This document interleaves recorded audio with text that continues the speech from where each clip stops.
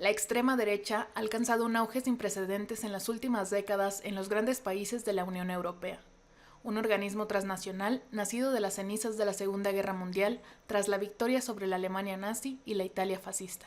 Durante décadas, los partidos mayoritarios tuvieron un acuerdo tácito de aislar a los partidos ultraderechistas, lo que se conoce como cordón sanitario.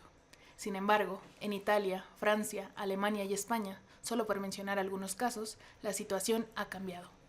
Por un lado, porque en algunos países las fuerzas de extrema derecha se han convertido en partidos mayoritarios o de gobierno, y por el otro, en el ámbito nacional, la irrupción de estas fuerzas de extrema derecha, sobre todo en países en los que no habían existido, han forzado a los tradicionales conservadores a aliarse con la extrema derecha para alcanzar el poder. La ascendente influencia de la ultraderecha europea guarda relación con el ascenso de la ultraderecha en América Latina. ¿Cuáles son las posibles explicaciones de este fenómeno a nivel global? Esto y más en Lo Marginal en el Centro. Buenas noches a quienes nos acompañan en una emisión más de Lo Marginal en el Centro. Bienvenidas y bienvenidos.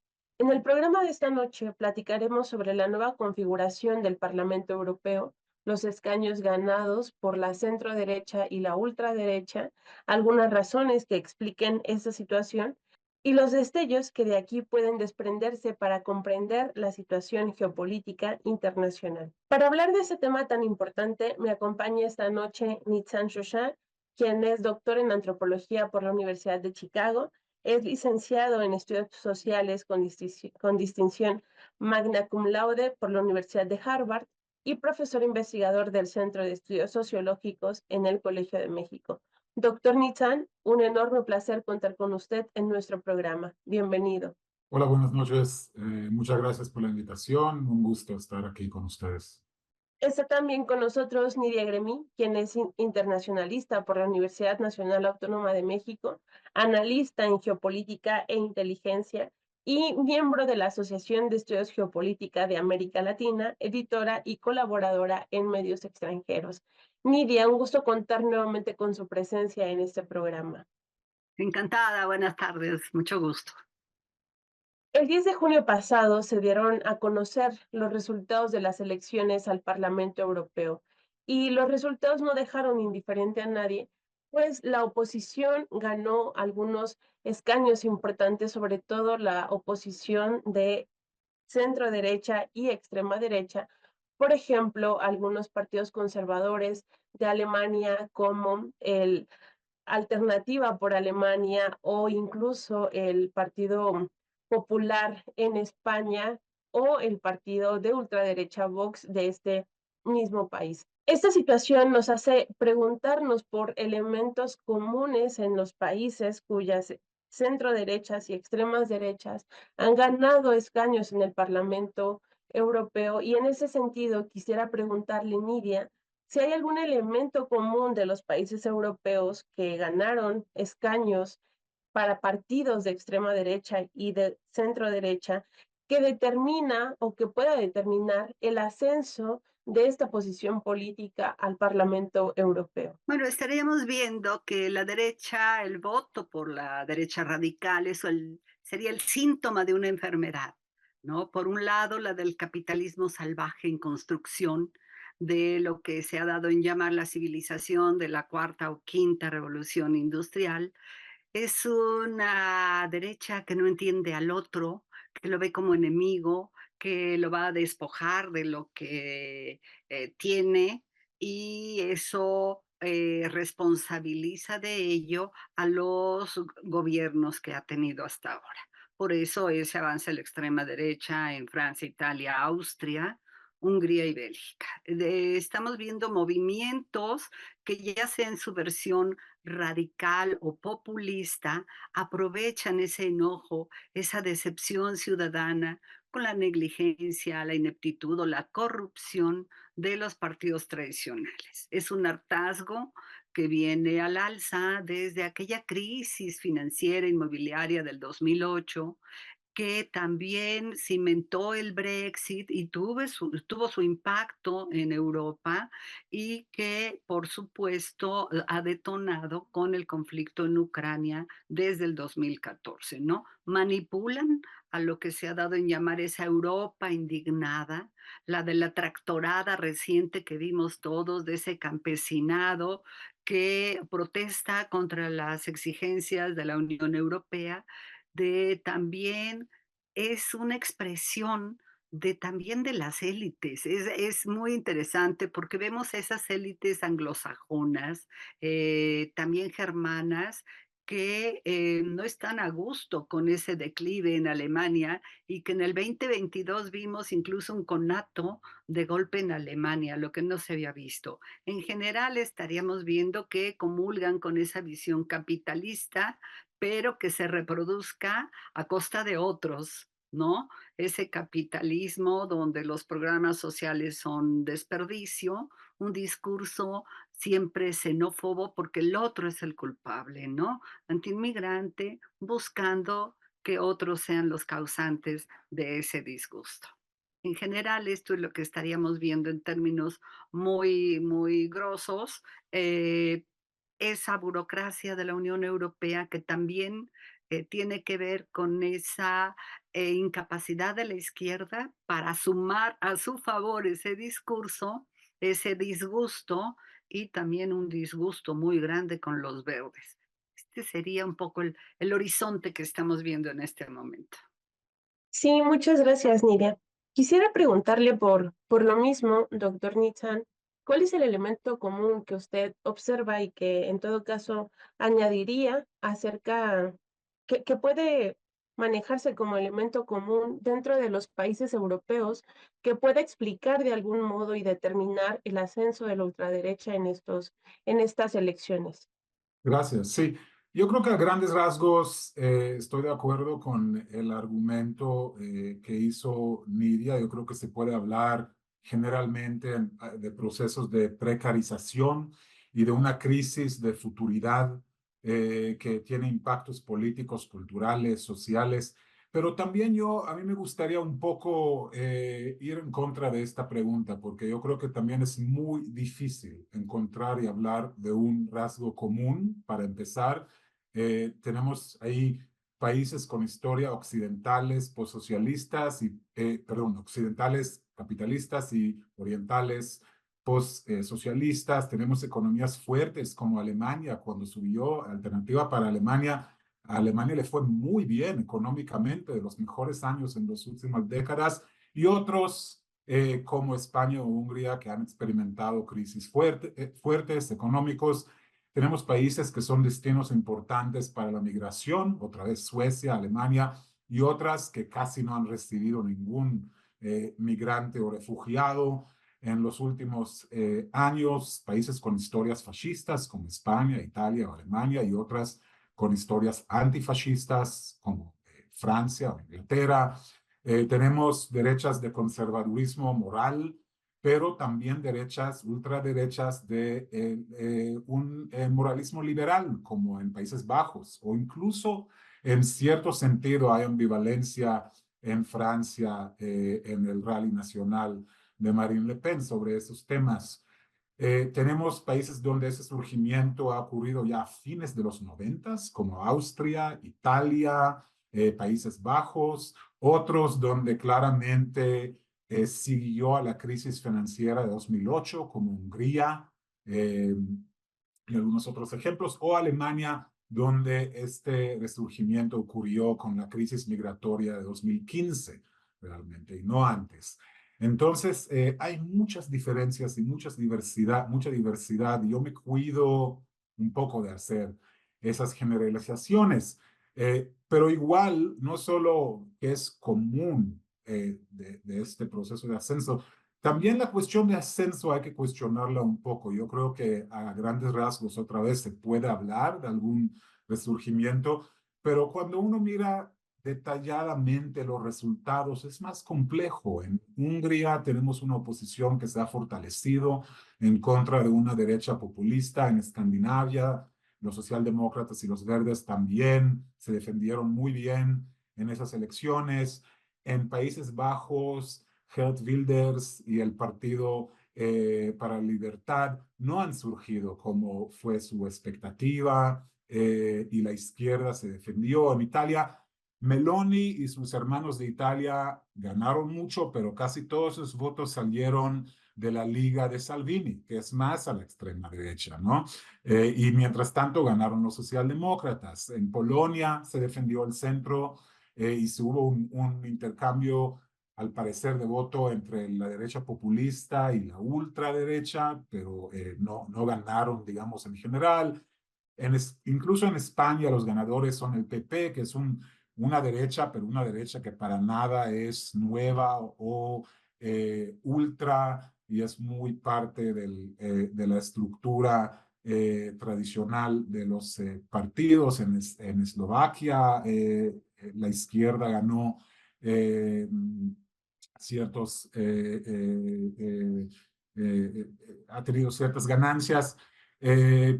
Hay casos preocupantes, como son la de Francia, pero hay que recordarse que no es nada nuevo, que ya Jean-Marie Le Pen llegó a la segunda vuelta hace más que 20 años, y Marine Le Pen ya también, y ya llevamos un rato con analistas diciendo que es una cuestión de tiempo cuando llegue la derecha al poder en Francia, como Austria, donde tampoco es muy nuevo, como Bélgica, y como Alemania, donde sí representa un proceso novedoso que hay que analizar y pensar de dónde viene. Sí, muchas gracias, doctor Shoshan. Me parece que su respuesta pues, nos ayuda a dar a, a este ascenso que aparentemente es generalizado, algunos matices que pueden contribuir a que se haga un análisis sin duda muchísimo más moderado de la situación concreta en la que nos encontramos viviendo.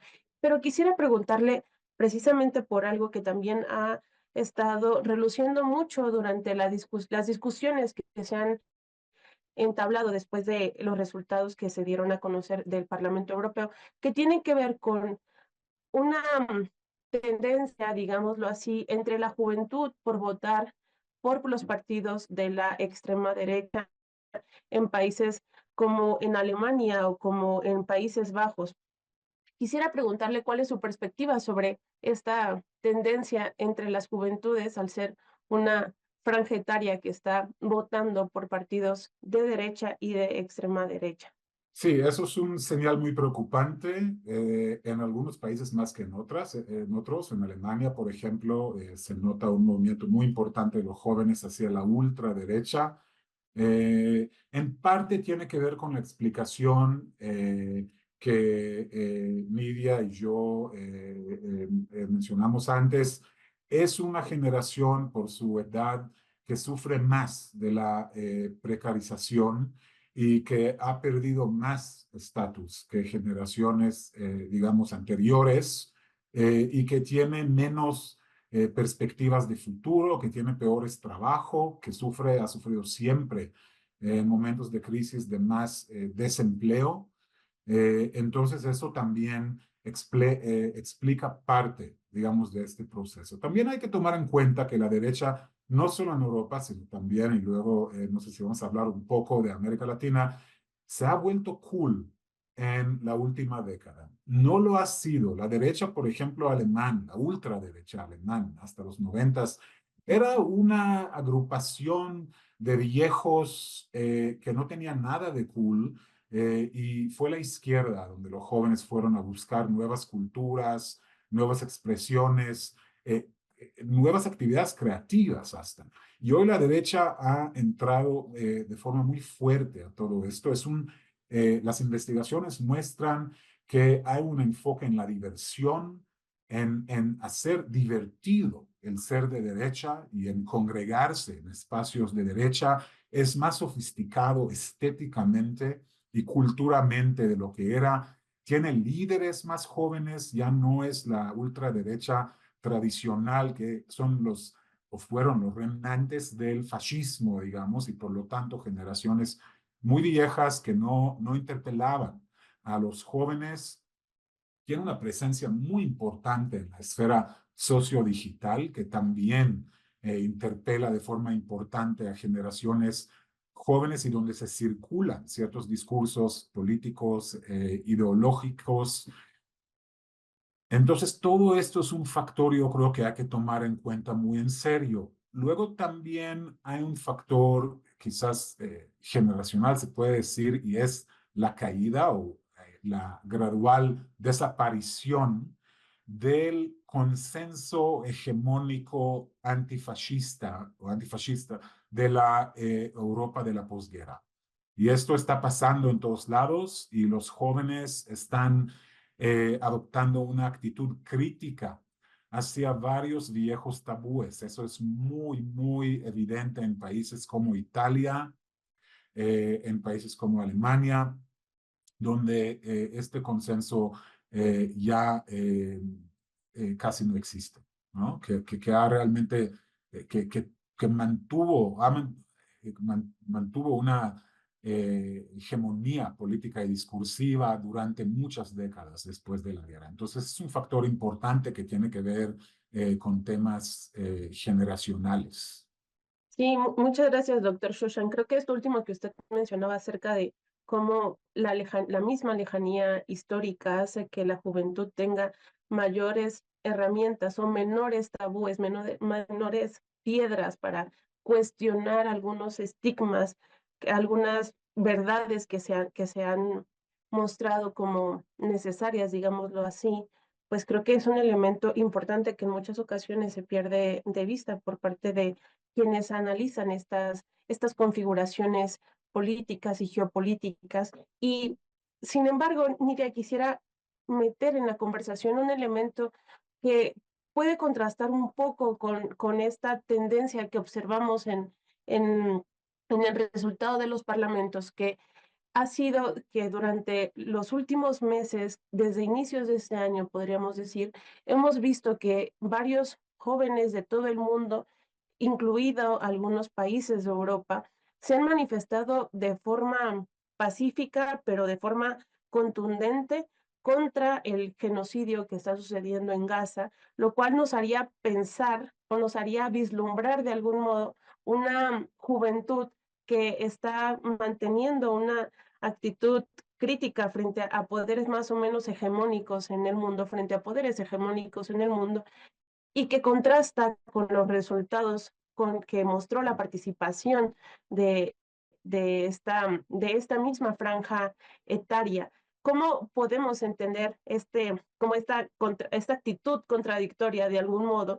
Y cómo ver a la actitud de los jóvenes en ese sentido y también preguntar, Nidia, pues acerca de la posición que tienen varios de estos partidos respecto al nazismo, al fascismo, como ya lo mencionábamos anteriormente, y si podemos decir que la ultraderecha que está triunfando tiene una posición, no digamos ya que cuestiona, sino que abiertamente sostiene la necesidad de continuar con o de revivir estigmas del pasado que han estado abiertamente alineados con los intereses nacionalistas y fascistas que vimos el siglo pasado.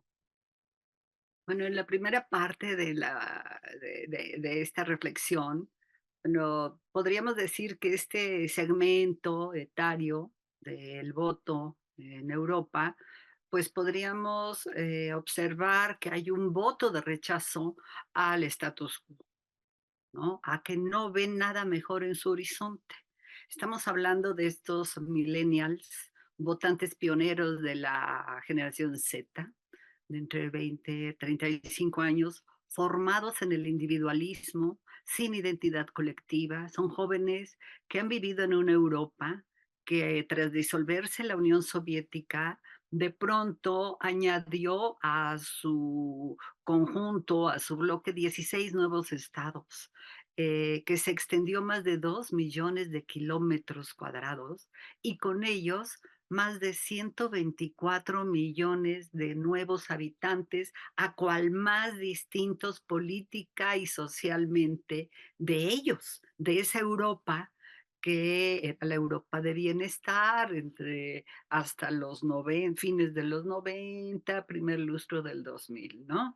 Entonces, esa Europa se ve frente a ese cambio y esta generación emergente es la que ha vivido, por supuesto, esa creciente inmigración, el crack del Brexit, la incertidumbre político-económica en el último lustro, ha visto cómo se profundiza la dependencia de esa Europa autosuficiente, supuestamente boyante, culturalmente humanista, profundiza su dependencia hacia las potencias del momento, que son Estados Unidos y China, ¿no? La incapacidad de sus gobiernos para zanjar una guerra en el este un conflicto que se eterniza y que a ellos, ¿cómo les impactó? Pues en el aumento de tarifas eléctricas de su computadora, de sus móviles, en el precio de sus alimentos, hasta el desabasto.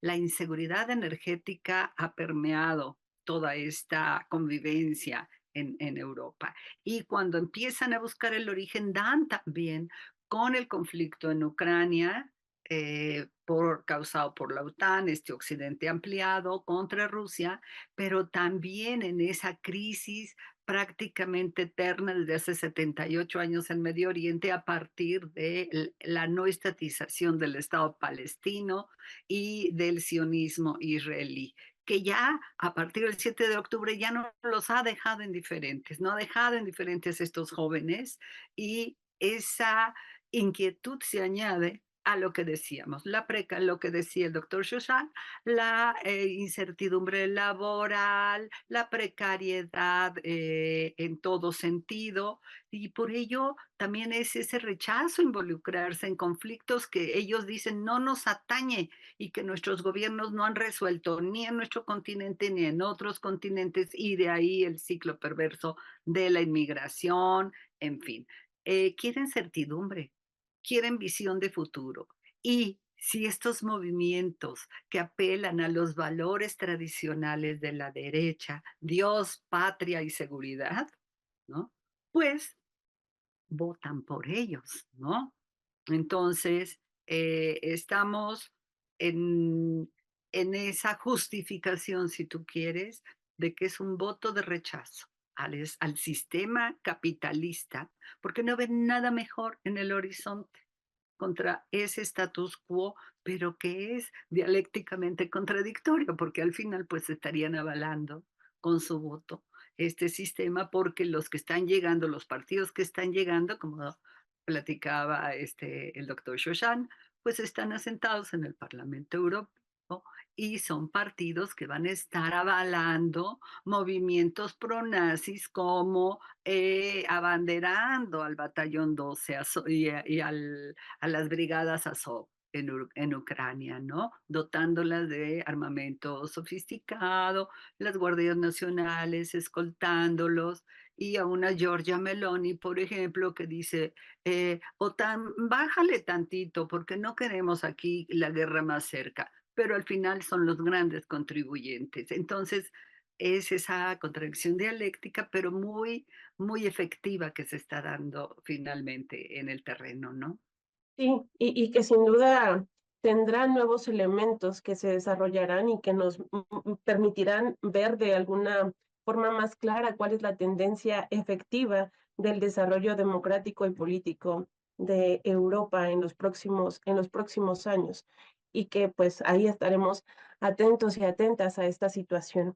Para ir cerrando el programa, no quisiera ir sin mencionar, sin que platicáramos algo que ya mencionaba el doctor Shosha, que tiene que ver con cómo entender la tendencia que podemos observar también en América Latina de un ascenso de la ultraderecha. Y quisiera preguntarle precisamente a usted, doctor, si la ascendente influencia de la ultraderecha europea, que ya mencionaba usted ahí algunos matices que creo que son importantes, guarda alguna relación con el ascenso de la ultraderecha en América Latina o con políticas de ultraderecha en América Latina, por ejemplo, en El Salvador con Bukele o, por ejemplo, en Argentina con Milei? ¿Y cuáles son algunas posibles explicaciones que nos puedan dar luz sobre este fenómeno a nivel global? Sí, bueno, quizás me gustaría empezar con ciertas diferencias importantes que hay que mantener muy presentes. Por ejemplo, la extrema derecha europea, a pesar de algunas excepciones como Meloni, en general es muy pro-Rusia. Es la extrema derecha europea que ha apoyado a Putin y que fue apoyado por Putin también por años, financiamiento y de otros modos. Mientras que la ultraderecha latinoamericana tiende a ser muy pro Estados Unidos y es la izquierda que va más en la dirección pro Rusia aquí. Pero incluso en Italia la Liga fue muy pro Rusia y ahí hay un desacuerdo importante entre Salvini y Meloni.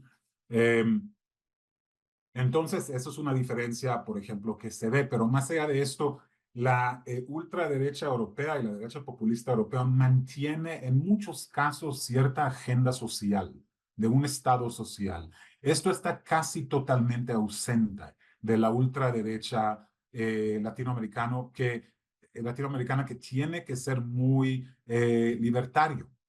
La ultraderecha europea tiene alguna ambigüedad moral. Tenemos la ultraderecha de Países Bajos, que es pro derechos gay y es pro feminismo. Tenemos a Rally Nacional, que votó en favor del derecho al aborto en la Constitución de Francia.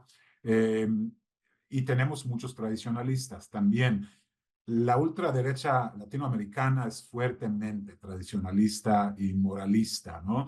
La tradición populista europea se encuentra más que todo en la derecha. En América Latina es mucho más ambiguo y se puede decir que quizás más en la izquierda.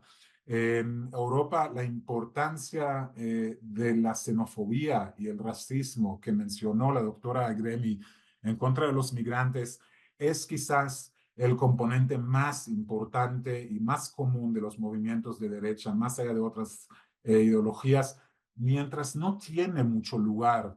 Incluso últimamente con las migraciones venezolanos, no ha realmente logrado potenciar grandes discursos políticos en América Latina. Ahora, hay también convergencias importantes. Por ejemplo, sí hay, a pesar de todo, una agenda o digamos, una política en contra de lo que se percibe como la agenda de género o lo que se llama en la ultraderecha el marxismo cultural en ambos lados, ¿no?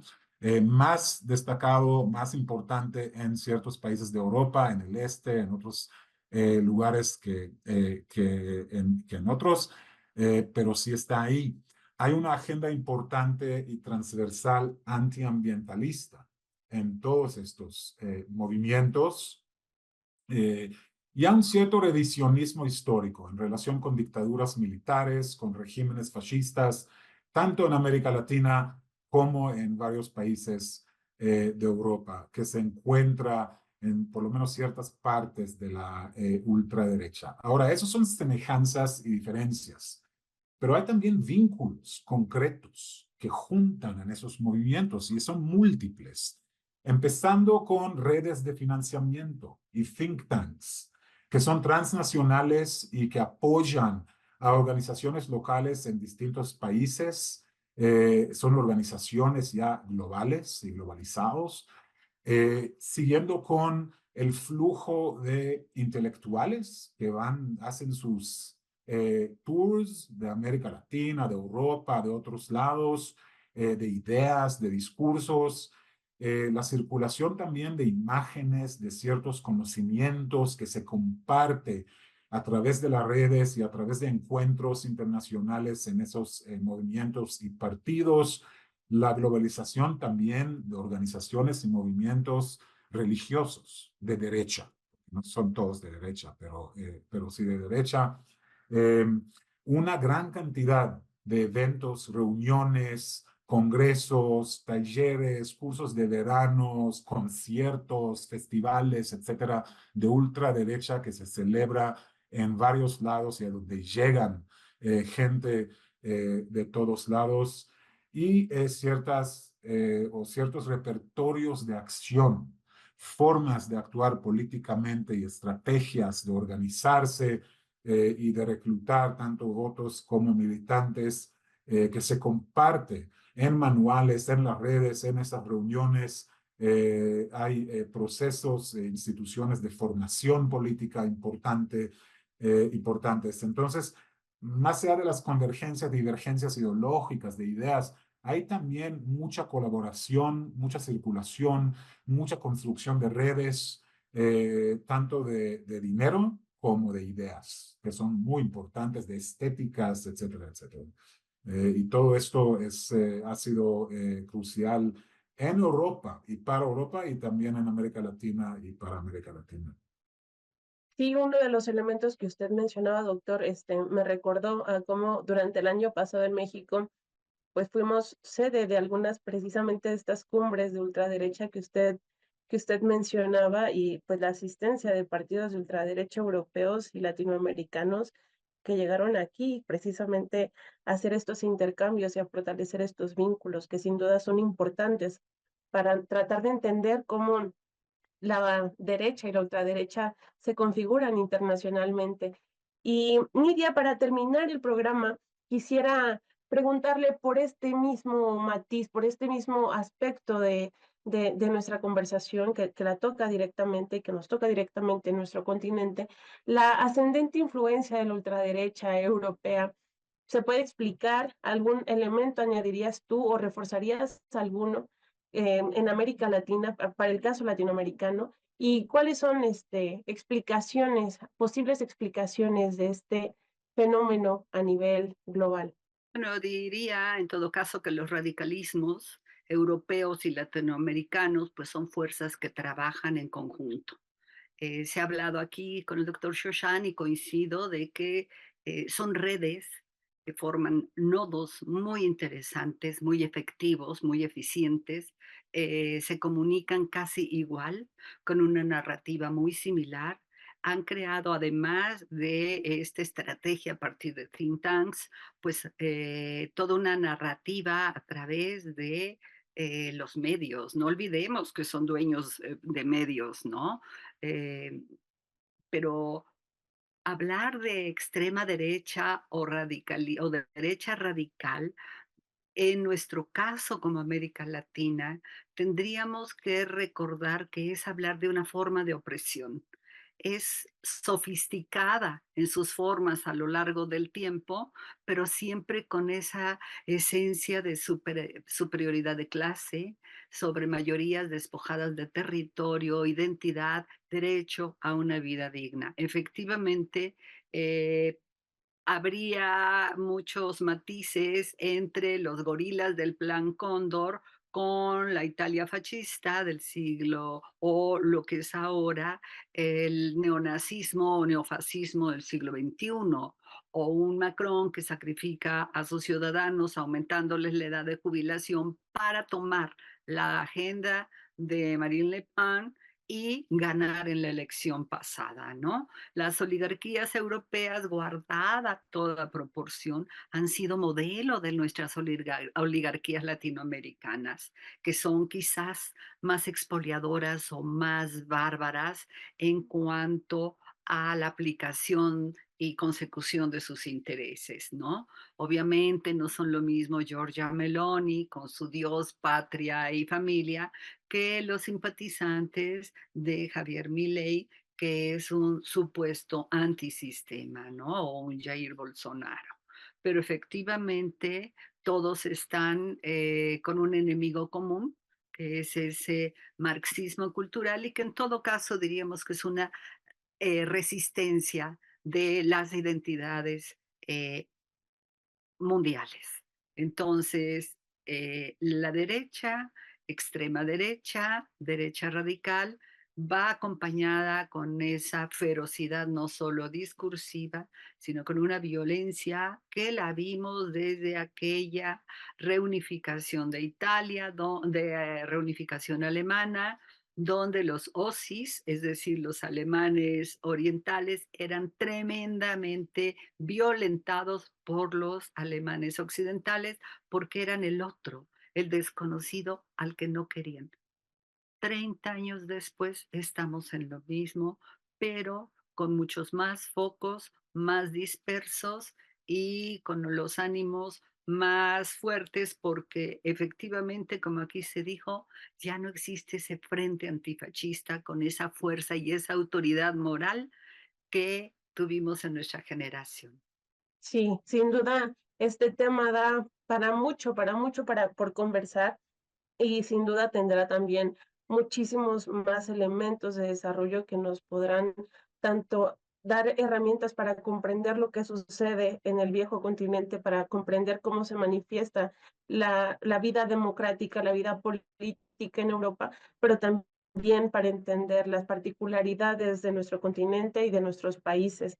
Agradezco mucho al doctor Nitzan Shosha y también a la internacionalista Nidia Egremy, que nos estuvieron acompañando en esta emisión de Lo Marginal en el Centro y a quien nos acompañó a través de la emisión que realizamos. Que tengan muy buena noche y nos vemos la próxima semana. Hasta luego.